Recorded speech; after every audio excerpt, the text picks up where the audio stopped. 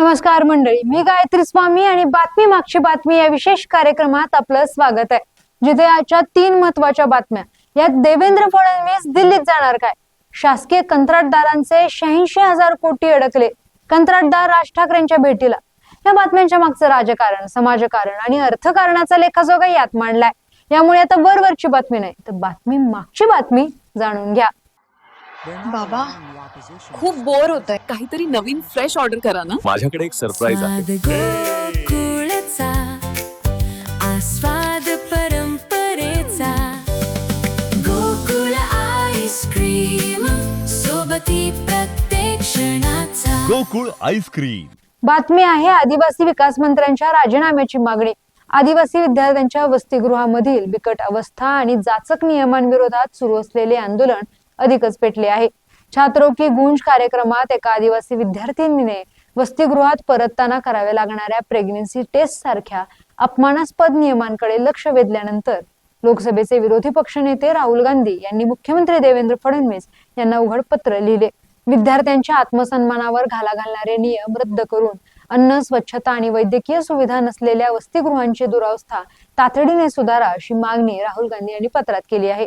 दरम्यान नाशिकमधील उपोषणकर्त्या विद्यार्थ्यांची भेट घेऊन काँग्रेस प्रदेशाध्यक्ष हर्षवर्धन सपकाळ यांनी सरकारवर जोरदार हल्लाबोल केला.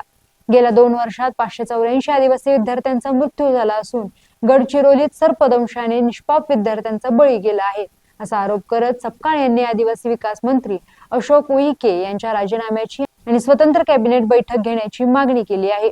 पुण्यातील आदिवासी आंदोलक विद्यार्थ्यांनी आदिवासी विकास मंत्री अशोक उईके यांच्या राजीनाम्याची मागणी केली आहे. बातमी आहे देवेंद्र फडणवीस दिल्लीत जाणार काय. महाराष्ट्राचे मुख्यमंत्री देवेंद्र फडणवीस यांच्यावर केंद्र सरकारमध्ये मंत्री म्हणून नव्हे तर भाजप पक्ष संघटनेत अत्यंत महत्वाची आणि मोठी जबाबदारी सोपवली जाण्याची जोरदार चर्चा राजकीय वर्तुळात आहे.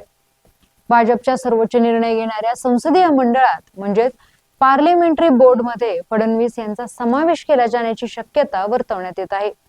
दिल्लीतील जंतर मंतर येथील विद्यार्थी आंदोलनानंतर भाजप राष्ट्रीय पातळीवर पक्ष संघटनेत महत्वाचे बदल करण्याच्या तयारीत आहे. भाजपचे राष्ट्रीय अध्यक्ष नितीन नवीन लवकरच नव्या संसदीय मंडळाची घोषणा करणार असून त्यात महाराष्ट्राचे प्रतिनिधित्व म्हणून फडणवीस यांचे नाव आघाडीवर आहे. सलग 3 निवडणुकांमध्ये भाजपला 100हून अधिक जागा जिंकून देणाऱ्या फडणवीस यांच्या कामगिरीमुळे केंद्रीय नेतृत्वासह राष्ट्रीय स्वयंसेवक संघाचाही त्यांना पाठिंबा असल्याचे समजते. संसदीय मंडळात पंतप्रधान नरेंद्र मोदी, अमित शहा, राजनाथ सिंह यांच्यासारखे दिग्गज नेते आहेत. संसदीय मंडळात नितीन गडकरी बाहेर पडल्यापासून राष्ट्रीय पातळीवर महाराष्ट्राचं प्रतिनिधित्व करणारं कोणी नव्हतं. फडणवीसांचा यात समावेश झाल्यास पक्षाच्या राष्ट्रीय निर्णय प्रक्रियेत महाराष्ट्राचे आणि फडणवीसांचे स्थान अधिक भक्कम होणार आहे. बातमी आहे शासकीय कंत्राटदारांचे 86,000 कोटी अडकले, कंत्राटदार राज ठाकरेंच्या भेटीला. राज्य सरकारकडून तब्बल 86,000 कोटी रुपयांची थकबाकी न मिळाल्याने आक्रमक झालेल्या शासकीय कंत्राटदारांच्या संघटनेने मनसे अध्यक्ष राज ठाकरे यांची त्यांच्या शिवतीर्थ या निवासस्थानी भेट घेतली. प्रलंबित बिलांच्या प्रश्नावर सरकारने दुर्लक्ष केल्याने आता आंदोलनाला तीव्र स्वरूप देण्याचा इशारा कंत्राटदारांनी दिला आहे. या भेटीनंतर मनसे नेते संदीप देशपांडे यांनी सरकारवर जोरदार हल्लाबोल केला. गुजरातच्या कंत्राटदारांना वेळेवर पैसे मिळतात, मग महाराष्ट्रातील मराठी भूमिपुत्र कंत्राटदारांचे पैसे का रोखले जातात असा थेट सवाल त्यांनी उपस्थित केला. या गंभीर प्रश्नावर राज ठाकरे स्वतः मुख्यमंत्र्यांशी चर्चा करून तोडगा काढणार असल्याचे मनसेने स्पष्ट केले आहे. कंत्राटदारांनी 15 ऑगस्ट पर्यंतची सर्व पात्र बिले तात्काळ अदा करण्याची आणि थकबाकीसाठी कायमस्वरूपी आर्थिक व्यवस्था उभारण्याची मागणी केली आहे. या प्रकरणी आता सरकार काय पावले उचलते याकडे सर्वांचे लक्ष लागले आहे. धन्यवाद आणि पाहत रहा सकलम.